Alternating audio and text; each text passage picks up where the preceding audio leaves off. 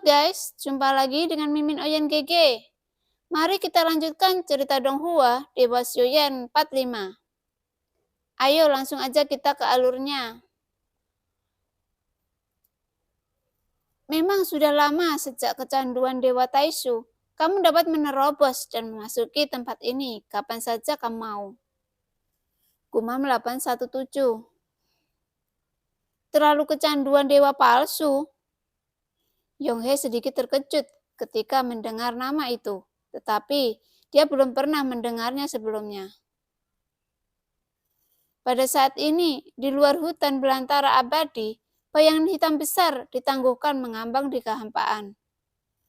Tubuhnya ditutupi sisik hitam, dan tubuhnya terlihat seperti ikan paus, tetapi terlihat seperti buaya. Yang paling mengejutkan adalah bahwa bagian lain dari tubuhnya bukanlah daging dan darah, tetapi terbuat dari baja. Dan ada detak jantung di dalam tubuhnya, dan hati itu juga terbuat dari besi baja. Binatang besar ini adalah apa yang dikatakan 817 terlalu ilusi. Pada saat ini, setelah dipandu, sosok besar itu perlahan memasuki hutan belantara abadi. Dan saat ini, terlihat bintik-bintik hitam seperti biji wijen di tubuhnya. Itu hanya dapat dilihat ketika Anda melihat lebih dekat. Ada sekelompok bintik hitam di atas siluetnya. Di bawah tubuhnya yang besar, manusia terlihat seperti semut. Meskipun perawakannya tidak sebaik Su Erkun, jantung logam yang berdetak di dalamnya membuatnya memancarkan perasaan yang sangat luar biasa. Sebagian besar daging dan tulangnya terbuat dari logam. Ada campuran logam yang bergetar, memancarkan kekuatan yang sangat aneh. Dan sosok-sosok di atasnya jelas tertarik dengan tubuhnya yang besar. Dan yang terpenting adalah bisa melihat jantung raksasa yang berdetak di bawah tulangnya melalui tubuhnya.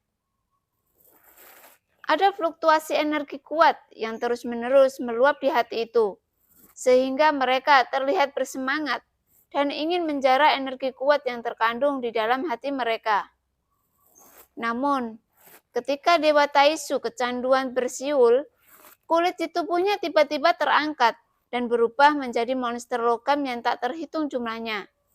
Dengan 8 tentakel logam menukik ke arah kerumunan, dan pada saat yang sama, kejutan dipancarkan dari tubuhnya. Gelombang kejut jiwa menyebabkan orang-orang ini pingsan untuk sementara waktu. Dalam sekejap, jeritan melengking datang dari tubuh semua orang.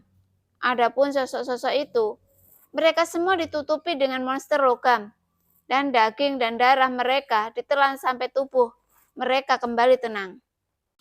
Setelah itu, siapapun yang memiliki ide tentang ini, mungkin itu akan berakhir seperti ini. Dan dewa ilusi ini sangat besar, tetapi juga sangat ganas. Sosok besar itu bergerak dengan kecepatan yang sangat cepat.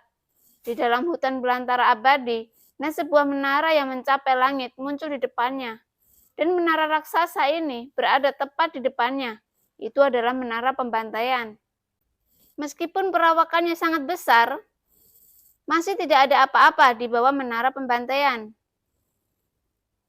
Sosok besar itu berakhir di luar menara pembantaian dan tidak langsung memasukinya. Semuanya sudah siap. Dan jika aku harus membunuh seseorang yang terlalu nyata, mereka pasti akan hancur berkeping-keping. Bahkan juga permaisuri. 830 berkata dengan mendengus dingin. Seolah-olah dia tiba-tiba memiliki keyakinan mutlak untuk mengalahkan permaisuri saat ini. Yonghe sedikit mengernyit dan tidak tahu apa itu Taishu Senyan. 817 melihat Yonghe yang masih menaruh curiga, dan dia menepuk-nepuk kristal merah di dadanya. Dan pada saat ini, Taishu Senyan di luar menara pembantaian memiliki sepotong kulit terangkat dan sebuah cakar logam bersiul keluar dan menyapu ke arah menara pembantaian.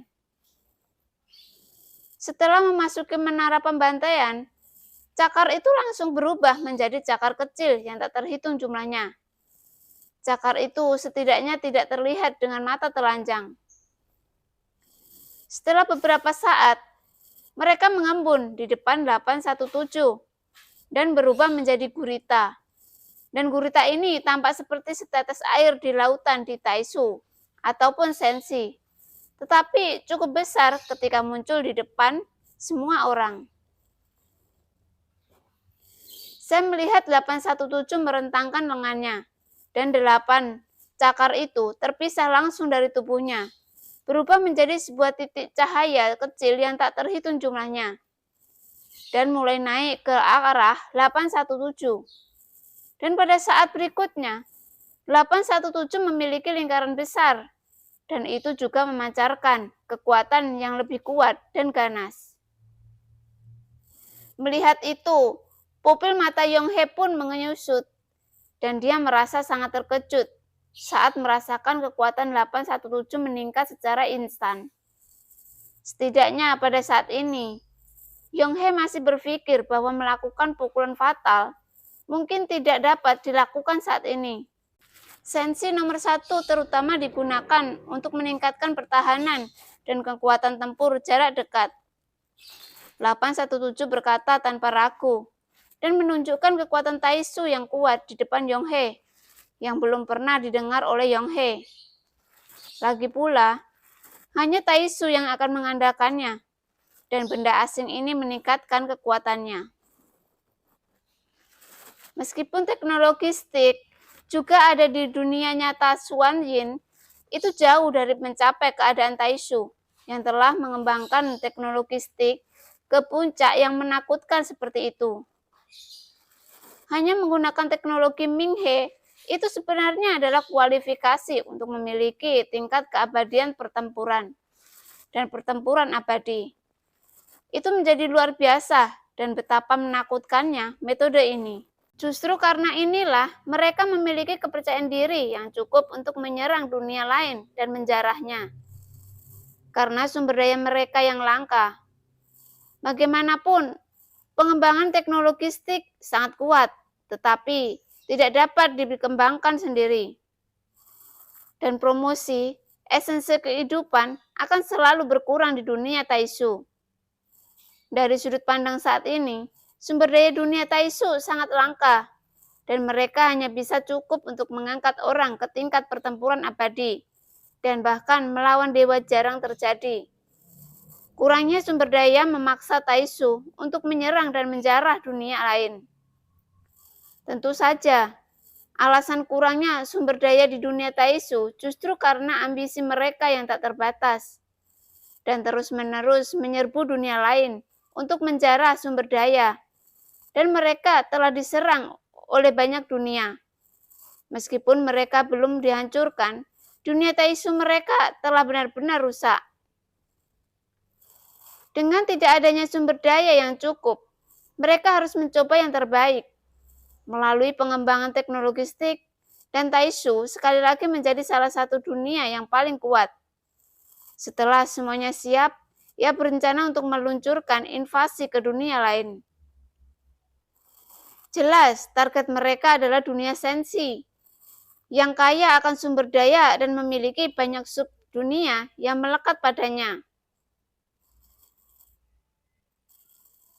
Kue yang begitu besar, setelah bisa dimakan, itu membuat Taisu untuk sementara dapat memecahkan masalah kekurangan sumber daya, dan bahkan kemungkinan Taisu untuk melangkah ke level yang lebih kuat lagi. Jika baju besi dewa palsu diberikan kepada dewa pertempuran atau pembangkit tenaga listrik abadi, itu akan menjadi lebih kuat, sehingga invasi Sensi adalah titik strategis yang sangat penting bagi mereka. Tetapi sebelum menyerang Sensi, mereka tampaknya berencana untuk memulai dari sub dunia ini juga. Oleh karena itu, pengaturan untuk memasuki dunia nyata Xuan Yin adalah kekuatan yang sangat kuat. Karena bahkan jika dunia nyata Xuan Yin adalah dunia yang salah satu yang berasal dari Sensi, itu masih mengandung sumber daya yang kaya yang membuat Taisu mendambakannya. Pada saat ini, 830 juga muncul di depan 8 cakar itu, dan kemudian menutupi seluruh tubuhnya. dan tiba-tiba memberinya 3 kepala dan 6 lengan yang tampaknya meniru Dewa Shura yang kuat. Yang terakhir menatap Yonghe lagi saat ini, dan sepertinya dia masih sangat tidak puas dengannya. Dan sekarang dia ingin mengejutkan Yonghe lagi. 830, dia adalah teman, jangan kasar. Pada saat ini 817 berteriak dan melihat 830 yang sangat tidak puas dengan sikap Yonghe. Tampaknya di matanya orang-orang di sini akan mati cepat atau lambat. Saudara Xiong Tai, Anda dapat yakin selama Anda membantu kami menemukan orang ini, Taisu tidak akan memperlakukan Anda dengan buruk. 817 bahkan mencoba untuk menenangkan Yonghe. Tetapi 830 hanya bisa menahan amarahnya dan mundur ke samping, tidak berani banyak bicara. Bagaimanapun, nomor 817 ada di depannya, dan dia harus mematuhi perintahnya tanpa syarat.